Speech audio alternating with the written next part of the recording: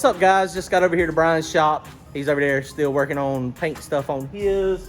That's gonna be looking good soon. But today I am going to be working on the Lexus, working on the drift car. We're gonna make it more user-friendly for drifting is the plan. Let me show you what we're gonna do. Got all the exhaust coming back. These are resonators. It's got 3 resonators on it. So the resonators are coming off for sure. Brian's trying to talk me into just taking this merge here and then doing a single out right in front of the tire here with no exhaust, no muffler or anything. I don't know yet, I have not decided. That would definitely be very easy. The other thing we're going to do today is we're going to do a Lincoln locker. We're going to also do a welded differential. And you see this is an open differential. I'm moving this tire backwards and the other one is going forwards. And so that makes it very hard to drift. So we're gonna weld it up instead of, we'll make it basically just positive traction unit so that when they both stay the same, they go the same speed. Well, now that one's not even moving that one at all. It goes that way, but not that way. So it's gonna be welded up is what we're gonna do. To make that happen, I've never done this before, but it should be pretty easy. So we got these bolts that's gotta come off for the drive shaft. This thing has got a nice thick rubber isolator on it. I've never seen one of those. But so we're gonna take the drive shaft off. This is an independent rear suspension. So we gotta take the CV joints loose. So once we get the CV axles out, we should be able to leave all the tires and everything in place. Got 2 bolts here. And then when you look back over here on this side, you got 3 bolts. You got 1, 2, 3, and then this whole differential will pop down. And once that comes out, then we'll be able to pull this cover off. Once we pull the cover off, we should be able to clean it real good and then weld the gears up in that puppy. That's the game plan anyway. All right, let's see how it works out.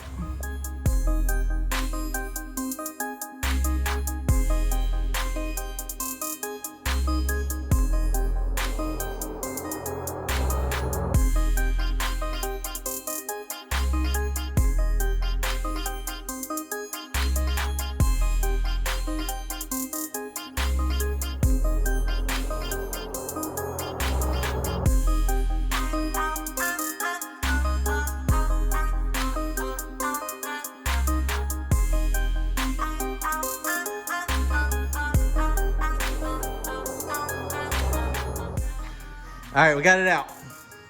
It wasn't too bad. It took, I mean, a little bit of us to do it there, but it come right out pretty good, so it's not bad. This one's got a lot of gear oil on it, or I think it's grease from the CV axle. Interesting, this thing is something I have never seen before in my life. Brian said it's pretty common on luxury vehicles. That thick rubber isolator, that's kind of a pain in the butt. Luckily, Brian's got a transmission jack, so we were able to get it over here, and it has not fallen on anybody's feet yet. So we're gonna put it on this table and then we're gonna pull this cover apart. Wow, look at all the grease in there. Yeah, that's definitely from the CV.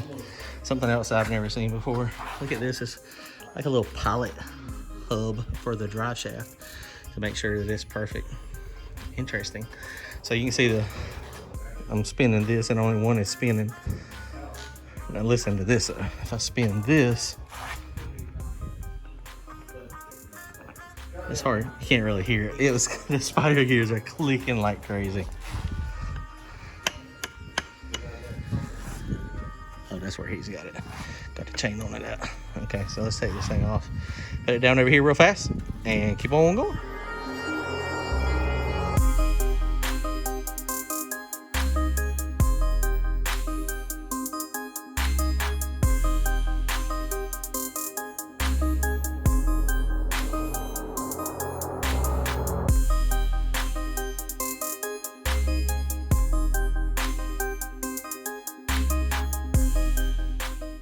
Okay, so we got most of the fluid out of it. It's still draining. You can see this looks funny. This little drain plug down here. We didn't even realize that was a drain plug. And you see it's got some metal on it. We got the spider gears in here.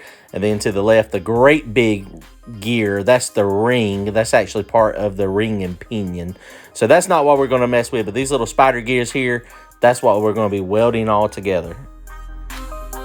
One thing to note here also, this is non-chlorinated brake cleaner. Very important.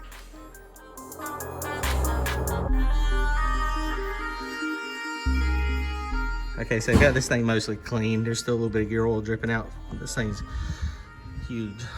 But look at these spider gears. Spider gears are jacked up in there. And of course there's some metal down there. Look at this. Oh, we're about to weld them together anyway, so it don't really matter. So we're gonna weld it here. We're gonna weld them together here. The spider gear to the carrier, we'll do both sides. And then we'll try to get down in there the best we can. It's gonna be kind of difficult though. So hopefully we don't catch this thing on fire, since there's a whole bunch of, there's still some gear oil in there. Brian says it won't burn. We about to find out.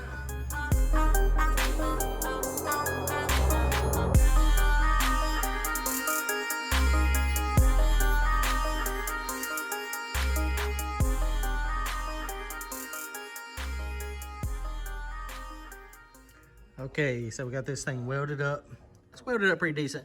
The welder was on like 200 amps and wire speed was 82. It was like hot. It was very, very hot.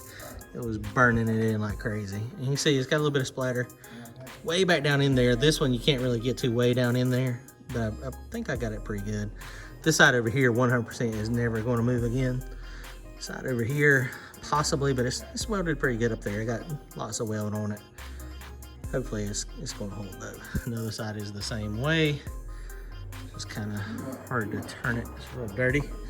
So we're letting it cool off, and then I'm going to clean it real good, put the cover back on it, and then we're going to shove it back up in the car. So we should be done here in a few minutes with our Lincoln locker, or in this case, Miller locker, as Keith pointed out a minute ago.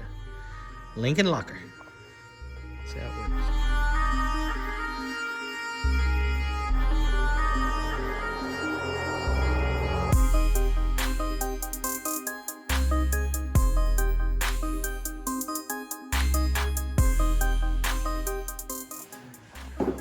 Okay, so it is up there.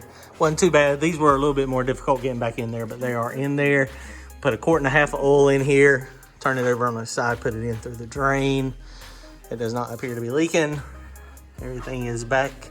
We're gonna leave the exhaust off of it. I think we just cranked it up a second ago. It sounds pretty rad like that, honestly. But it's still got the catalytic converters on it up there, and it's got one on each side. So catalytic converter there, catalytic converter there, and this little resonator actually, I mean, it acts like a muffler. I mean, it's not super annoyed at all. We're out of gas on the welder, but what we'll do is we'll cut this off, and then we're gonna come out. I don't know, I might run it all the way out the back. I could run it all the way out the back. I don't know if we might just take it here and go out the front wheel, make it kind of like a NASCAR exit right in this area. All right, we're gonna take it down the road and see what it does. See how this positive traction works. Oh, I put it in gear. It is positive traction now. I'm positive we got a posi. Okay, so we got it back on the ground. It's not terribly sounding.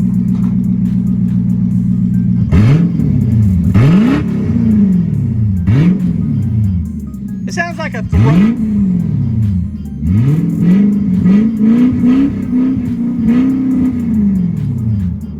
It's not bad. It sounds like a throaty V8. Well, I mean, it is a V8. That's not terrible.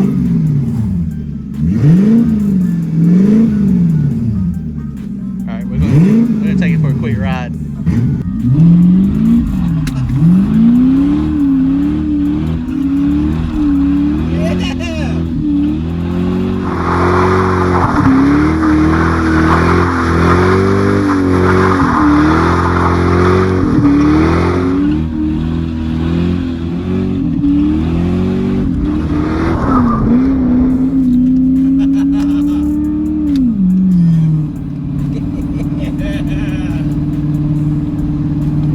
Donuts now, baby. Oh my god.